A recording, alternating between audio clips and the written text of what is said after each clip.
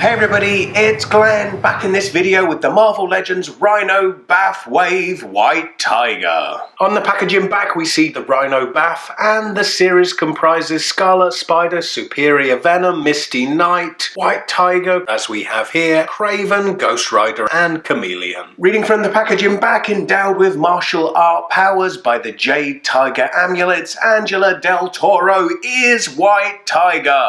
Which is technically true, except Angela Del Toro is not the White Tiger they've actually made an action figure of. They've only gone and made the Ava Ayala White Tiger, haven't they? Now we've seen previously Hasbro and Wikipedia aren't the closest of friends. For instance, when I reviewed Spider-Man 2099, on that packaging back, instead of referring to him correctly as Miguel O'Hara, Hasbro were like, what's his name again? Miguel O something Irish? Moshe? Yeah, that'll do. Here, 5 individuals have assumed the mantle of White Tiger, so it is a bit more convoluted, but as we look at her now out of packaging, let's just be clear who she is and exactly who she isn't. Sit back and get comfortable for White Tiger 101. The first White Tiger, Hector Ayala, first appeared in The Deadly Hands of Kung Fu, number 19 from December 1975, and with a name like The Deadly Hands of Kung Fu, it could only have been the 1970s, because back then, everybody was Kung Fu fighting. He was superpowered by his Jade amulets, and I say was as he has long since been deceased. But his legacy will be returned to with White Tiger number 4 and number 5. As for White Tiger number 2, she just shared a name in common and was part of the short-lived 90s revival of Heroes for Hire. She was literally a White Tiger super evolved into a humanoid form by the High Evolutionary, and then subsequently de-evolved back. In comes our third White Tiger, just a man this time around, not an actual White Tiger, and unlike the first White Tiger, didn't even wear Jade amulets, but instead rocked a sweet-ass black trench coat. Then with White Tiger number 4, we reach Angela Del Toro, she of Hasbro's packaging back blurb, the niece of the original White Tiger, superpowered by the same Jade amulets as her uncle, which she inherited after his passing. But as you'll notice, she wore a pretty distinct costume from the action figure we have here, and before she became the White Tiger was an FBI agent, a full-grown woman, whereas our White Tiger figure is on the body shared by 2 Spider-Girls,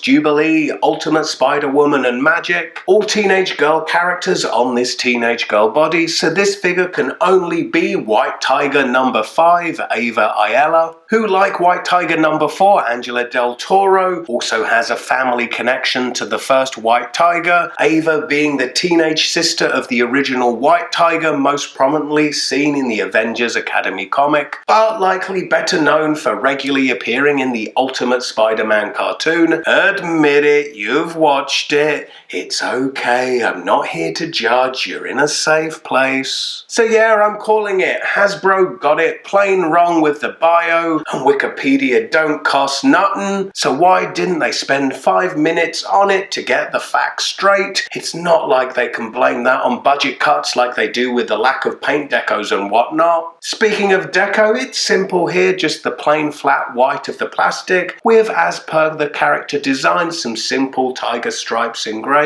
Some shading would help showcase the definition of the sculpt, yet here I'm not going to complain too much as the lack of deco lends to the animated look. Not that I've watched the Ultimate Spider-Man cartoon, of course. Taking a closer look, and with this character design, I like the long black ponytail and the striking stark contrast it has with the whiteness of the costume. Her eyes are painted in almost a neon green, which matches the Jade amulets. Yep, it seems the compulsion to wear gaudy jewelry runs in the family. Its sculpt consists of a tiger's face and paws, with some dry brushing to almost lend a glowing effect. The conversion from comic art to plastic is a bit too chunky here for her petite proportions, but it is what gives her superhuman strength, speed and agility. Not sure if her claws are part of those superhuman powers or just part of the costume itself. Either way, they are nicely visible in the sculpt of her hands, yet as they form a staple of her fighting style, I think I'd prefer to see the fingers a little more splayed apart, ready for hack and slash action.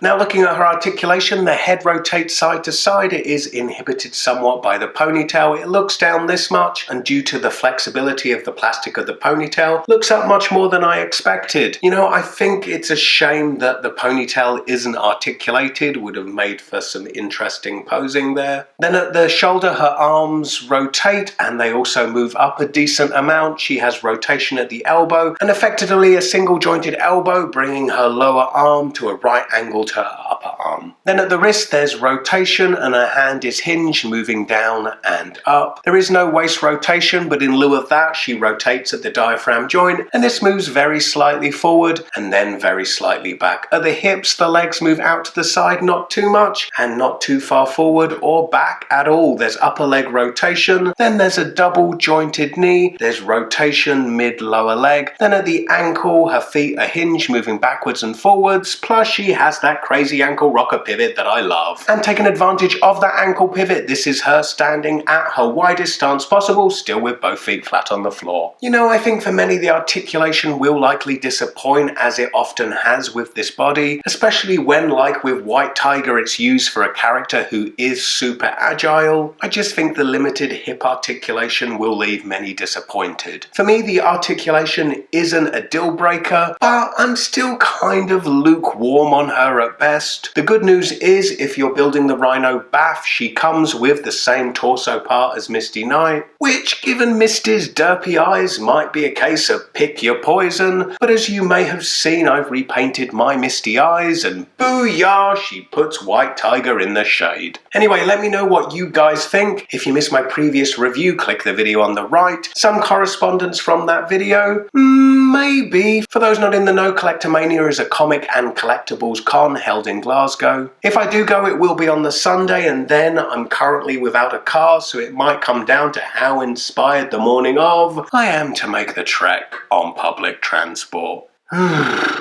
Ooh, I'd love to see a Blade Netflix series, not necessarily joining the Defenders TV series though. After Age of Ultron, I'm a bit cold to Marvel smushing as many characters into one thing as they can. Nope, collecting what I already collect leaves my wallet empty enough as it is. Plus these imports, you only get the same old popular characters that to me are a quite yawn. I like with Legends, you get a good mix of high profile and more obscure characters. I guess never say never, but I would be really surprised. He represents just about as unique a sculpt as you can get with a Marvel character. I mean, way more than just a Bucky Cap repaint, and I doubt Hasbro would be digging deep into their pockets to do it.